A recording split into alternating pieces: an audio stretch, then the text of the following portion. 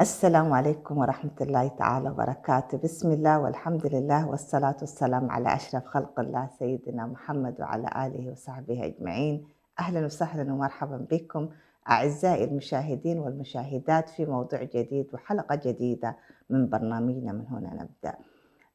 نحن هذه الأيام مقبلين على فترة اختبارات، واختبارات بمختلف مراحلها. يعني عندنا طلاب ينتقلوا من المرحلة الثانوية إلى الجامعة، وبقية الطلاب اللي هي المراحل الدنيا اللي هي الابتدائي والمتوسطة ينتقلون من فصل إلى فصل.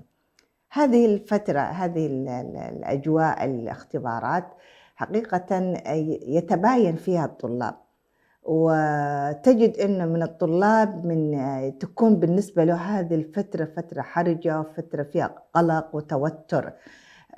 وبعد الطلاب يعني تجد أنه يتعايش مع هذا الوضع، يتأقلم معهم.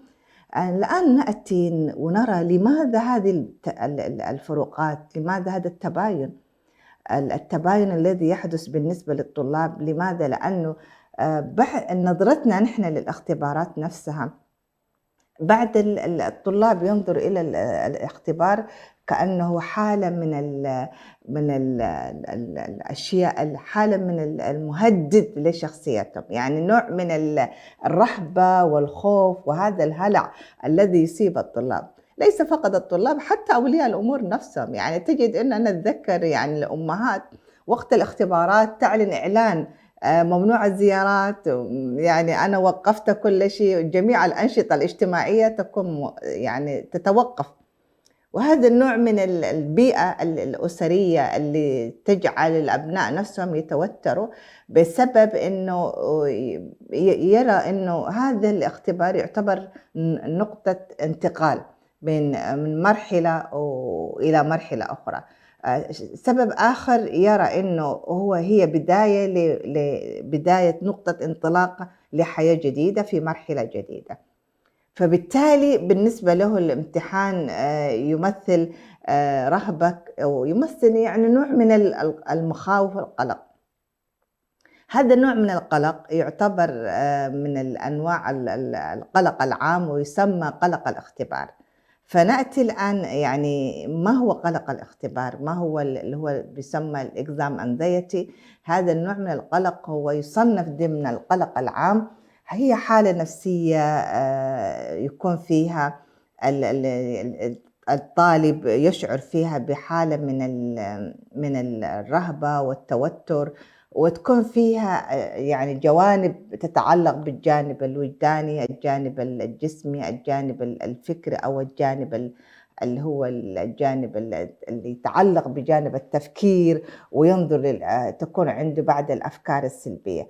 هذا النوع من القلق يكون في فترة الاختبارات، وقبل الاختبار وأثناء فترة الاختبار. زي ما ذكرت مصحوب بنوع من التوتر، وتكون عنده حالة من الخوف والانشغال العقلي، وما ينعكس على أداء الطالب، يعني ينعكس في كل شيء. يعني لماذا هذا التباين؟ زي ما ذكرت يعني نجد أنه في تباين بين الأبناء، بين الطلاب، نتيجة ليس فقط لنوعية القلق لكن لشدة القلق.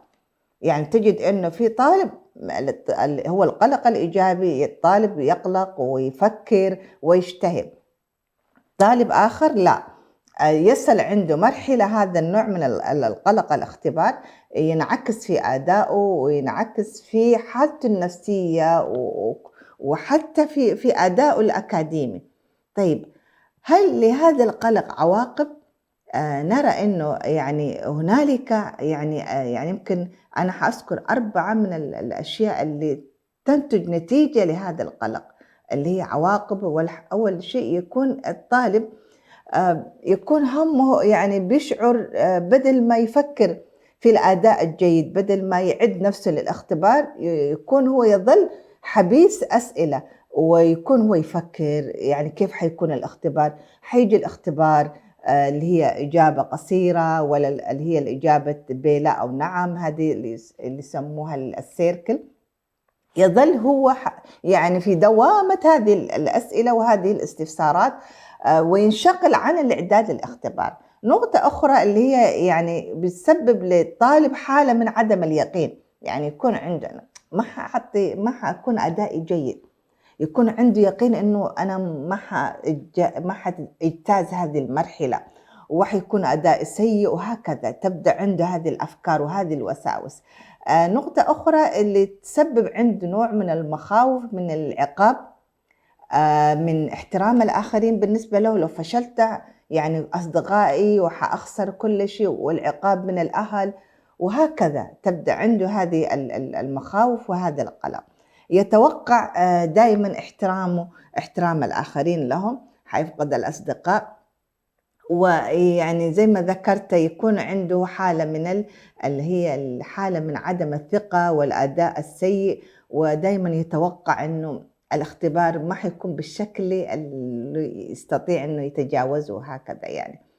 وهذه هي كلها يعني الأشياء اللي تحدث، يعني تجد إنه الطالب عايش في داخل دوامة ما بين الاختبار، ما بين ماذا يعني حيحدث بالنسبة له هو، وهذا ما يسبب له إعاقة، ويسمى اللي هي الإعاقة اللي تعيق اللي هي الأداء الأكاديمي. ما هي أعراض هذا النوع من القلق؟ أولاً عندنا أعراض معرفية وأعراض انفعالية وجدانية وأعراض جسمانية. الأعراض اللي تصاحب هذا النوع من القلق اللي هي أعراض المعرفية، تكون عند أفكار سلبية، زي ما ذكرت يتوقع الفشل، يخلو الذهن. يقول لك أنا أتذكر بعد طالبة كان سألتني في استشارة تقول لي يا دكتورة أنا المعلومات تتبخر، يعني أدرس أنا جالسة الليل كله أجلس وأكتب. تقول في الصباح لما تبدأ الاختبارات صراحة يعني هذه الطالبة جسدت كل هذه الأعراض، تقول أنا ما أشعر كأني راسي فاضي، يعني ما عندي ولا درست كله تبخر يعني. هذه اللي هي الأعراض المعرفية اللي تتعلق بالجانب المقدرات العقلية، ويفقد التركيز فيها. أعراض انفعالية يكون في توتر، شعور بالضيق والتردد وعدم الثقة والحساسية الزائدة، وتجد إنه الطالب خايف يقول لا الإجابة صحيحة يمسح، وتجد إنه يعني دائما والوقت يضيع في الاختبار، وهو ما بين إنه الإجابة في سؤال واحد إذا كان إجابة صحيحة أم لا. أعراض جسمانية اللي هي تنعكس في حالته الجسمانية، يكون عنده زيادة في ضربات القلب وسرعتها والتنفس والارتعاش، وأحيانا يشعر بنوع من الغثيان، ويكون عنده مغص، آلام في الجهاز الهضمي، يكون عنده صداع، تعرق، كل شيء يعني. فهذه الطالبة اللي ذكرتها تقول لي أنا أول ما أستلم ورقة الاختبار أجد برعشة، يعني تقول لي حتى ما أقدر أمسك الورقة. فتكون هي في حالة من يعني كل يعني جسمها يعني مشاعرها أفكارها، فتظل تقول أنا يمكن يكون أخذ وقت طويل حتى يعني تستطيع أن تتمالك نفسها، وكيف تقدر تسيطر على هذه المشاعر. هذه الأشياء كلها حقيقة كيف يكون عندها آثار سلبية بالنسبة لأبنائنا، ونحن الآن زي ما ذكرت في فترة إعداد الاختبارات، تنعكس في أدائهم وتنعكس في كل يعني مشاعرهم، في تفكيرهم، في نظرتهم لنفسهم. يعني لو تخيلنا أنا داخلة على الاختبار وأنا بحالة نفسية أن أنا راسبة، وإن أنا يعني خلاص يعني ما حتجاوز هذه المرحلة، خاصة تكون هذه الأمور تكون يعني لها شدة ولها واقع كبير جدا في مرحلة ثانوية، هي مرحلة انتقال، مرحلة دخول الجامعة.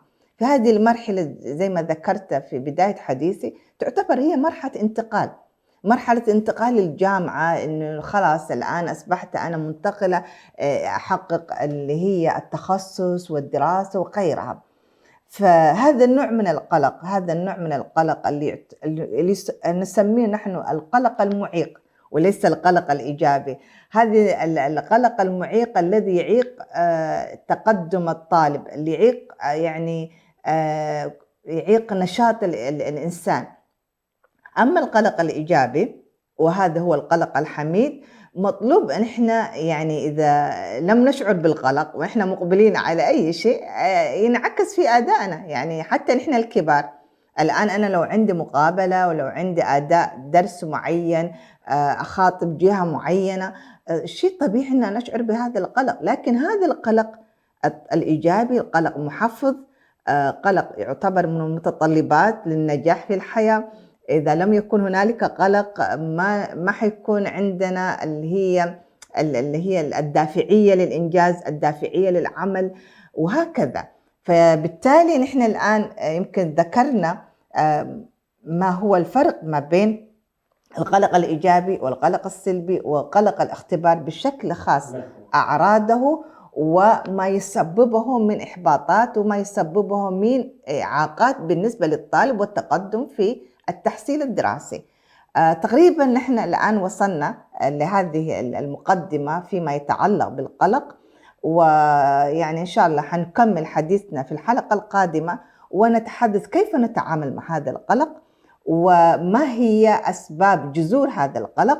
ووصلنا إلى ختام هذه حلقتنا، ونلقاكم في الحلقة القادمة ونكمل حديثنا. نستودعكم الله، والسلام عليكم ورحمة الله تعالى وبركاته.